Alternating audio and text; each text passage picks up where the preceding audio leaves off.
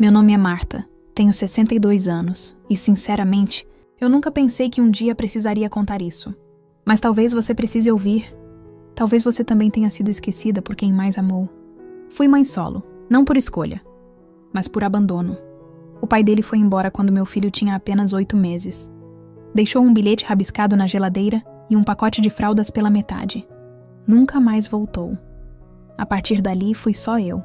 Eu e o choro noturno de um bebê que não entendia o silêncio vazio da casa.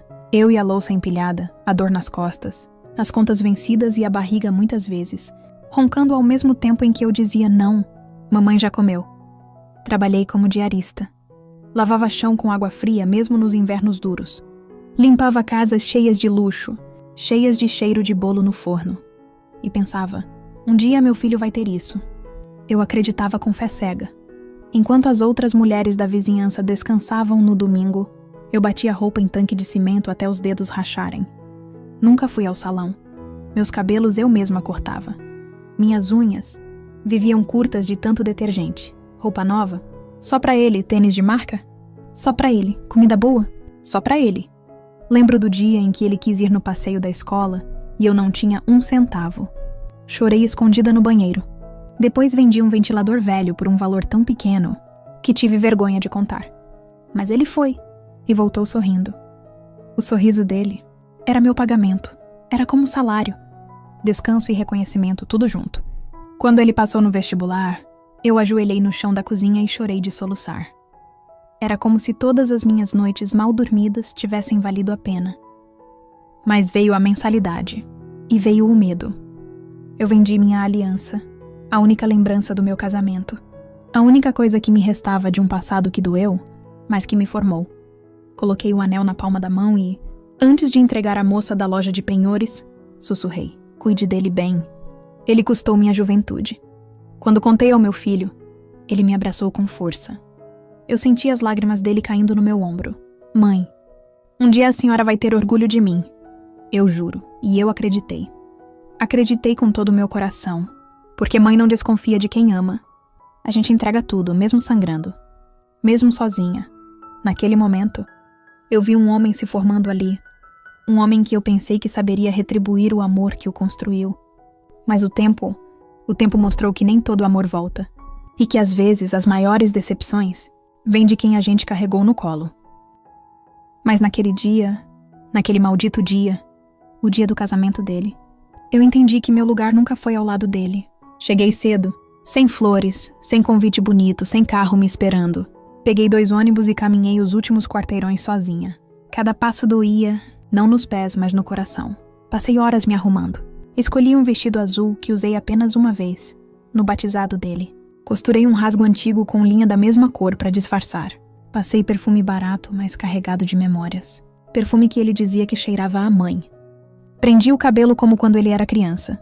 Sempre dizia que eu parecia uma princesa de novela assim. E por um único segundo, eu acreditei que ele notaria. Mas ninguém me esperava. Ninguém me olhou ao chegar. Nem ele.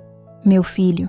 O mesmo que eu carreguei por 9 meses. Que embalei nas madrugadas de febre. Que vi dar os primeiros passos. Não desviou o olhar sequer por 1 segundo quando entrei no salão. Fiquei em pé por alguns minutos. Achei que alguém me mostraria onde sentar. Mas todos estavam ocupados demais. Tirando fotos, abraçando os sogros, elogiando o buffet. Vi uma mesa vaga, num canto escondido, perto da porta da cozinha. Sentei ali, sozinha. Como uma peça fora do quebra-cabeça. Como um móvel antigo no meio de uma sala moderna. Fiquei ali, sorrindo por fora. Enquanto por dentro, algo em mim se despedaçava. Lembrei de quando ele era pequeno e dizia que queria casar comigo quando crescesse. Porque nenhuma mulher seria melhor do que eu. Lembrei dos aniversários em que vendi minhas horas de sono. Para comprar um carrinho de brinquedo usado. Lembrei da vez que ele teve pneumonia e eu passei 3 dias dormindo sentada ao lado do leito, com a mão no peito dele, para sentir se ainda respirava. E agora, eu era só mais uma presença inconveniente, um rosto apagado, um nome que não cabia mais na história dele. O som da música, das taças se erguendo, dos risos estridentes, tudo soava como um zumbido cruel. Eu via as pessoas dançando, brindando, comemorando, e me perguntava se mais alguém ali sabia que foi nas minhas costas que aquele menino virou homem. Mas ninguém me via, ninguém me enxergava. Fiquei naquele canto, como um enfeite velho que ninguém quis jogar fora. E mesmo assim eu sorri. Sorri por fora. Mas por dentro sangrava em silêncio, como quem enterra um amor sem funeral. Até que anunciaram o jantar. O salão se animou. As luzes mudaram de cor. Um garçom passou por mim apressado, sem me olhar, carregando bandejas cheias de pratos fumegantes. O cheiro da comida me fez perceber o quanto estava faminta. Eu não comia desde cedo. A ansiedade não me deixava engolir nada. Vi os convidados se dirigindo às mesas. Vi a noiva ser servida primeiro, com toda a pompa. Depois os pais dela. Os padrinhos, os amigos, os tios distantes. E eu... Esperei. Esperei como esperei por tudo na vida. Por reconhecimento. Por um agradecimento. Por um abraço. Vi garçons servindo mesa por mesa. Meu prato nunca chegava. E quando finalmente um deles olhou para mim, pareceu hesitar. Olhou ao redor como se perguntasse: quem é essa? Então sumiu por um instante. E voltou minutos depois, segurando um prato com a mão só, sem bandeja, sem cuidado. Ele largou o prato diante de mim. Era uma mistura fria de restos. Arroz empapado, pedaços de frango já secos, um naco de lasanha endurecida. Tudo desajeitado, quase jogado. Olhei em volta. Vi as mesas cheias de pratos quentes, bem montados, talheres brilhando. E o meu? Parecia comida de marmita esquecida no fundo da geladeira. Eu ainda ia agradecer mesmo assim. Ainda ia sorrir, como sempre fiz. Mas então, ouvi a voz que eu mais amava neste mundo. A voz do meu filho. Ele estava sentado perto da minha mesa. Pode servir isso aí para minha mãe mesmo, ele disse rindo. Ela tá acostumada a comer sobra e resto a vida toda. Não é, mãe? O salão silenciou por um segundo. E depois uma gargalhada. Daquelas que cortam, que humilham. Que horror, amor, disse a noiva, rindo alto. Mas é verdade, né? Ela tem mesmo cara de quem vive de rebarba. Mais risos. Um convidado ainda completou. O importante é que sobrou amor para criar o filho sozinha, né? Hahaha. Meu coração pareceu parar por alguns segundos. A respiração travou, meus olhos arderam. Mas eu não deixei cair uma lágrima ali. Não naquele chão. Eles achavam engraçado. Como se minha dor fosse piada. Como se eu fosse uma piada. Meu filho. Aquele por quem eu virei noites de trabalho. Aquele por quem eu disse não a cada desejo meu. Aquele por quem me humilhei tantas vezes para conseguir uma bolsa de estudos, uma chance, um futuro. Ele riu. Riu de mim. Riu como se eu não fosse nada. Aquela piada. Foi como uma lâmina. E não era só a comida que estava fria. Era ele. Era o mundo. Era a minha esperança. Fiquei ali sentada por mais alguns segundos. O garfo na mão, o peito vazio, o prato cheio de vergonha. Levantei-me, dobrei o guardanapo. Empurrei a cadeira devagar, tentando não chamar atenção. Mas a verdade, ninguém me viu sair. Ninguém perguntou onde eu estava. Ninguém notou que eu fui embora. Nem ele. Nem o filho que eu carreguei. Nem o homem que eu formei com tanto amor. Saí pelas portas grandes do salão como se fosse uma sombra.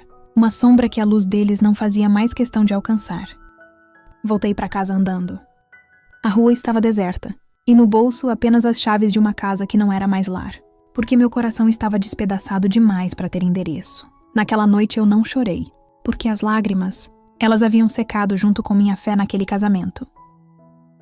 Sentei na beira da cama, tirei o vestido devagar, dobrei com calma e guardei dentro de uma sacola. Não por apego, mas por respeito à mulher que ousou sonhar que seria honrada. Fiz um chá amargo.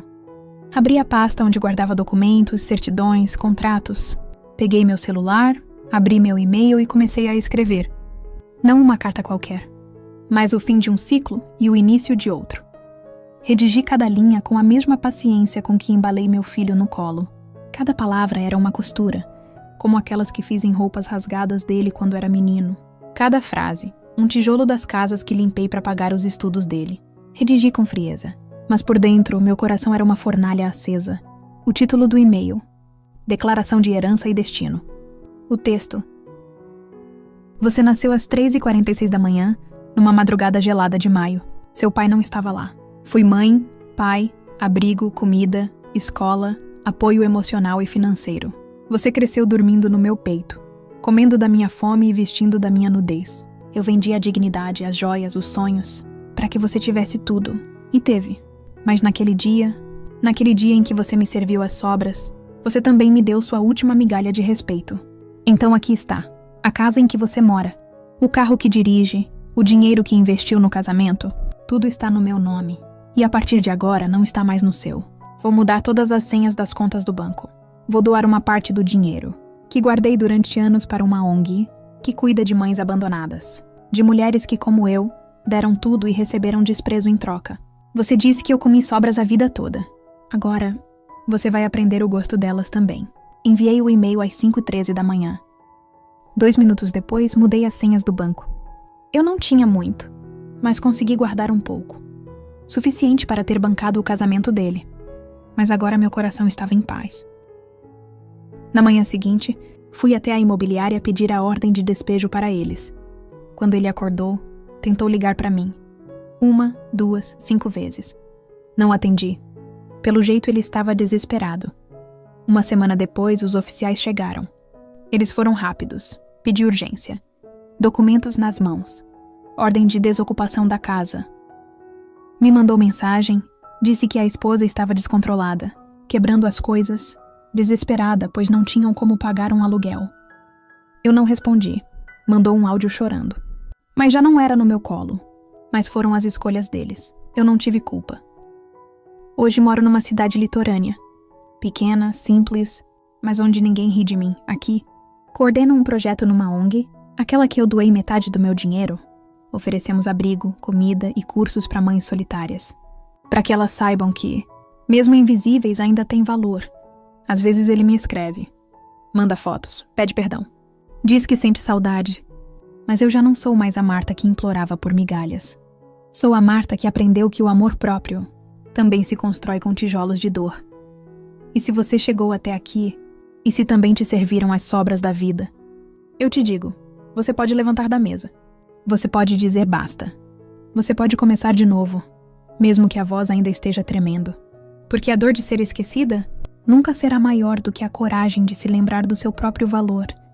Se essa história tocou sua alma, compartilhe com alguém que também precisa levantar da mesa das humilhações. Se inscreva no canal e ative as notificações, porque toda semana nós contamos histórias de quem virou a mesa, com dignidade e coragem.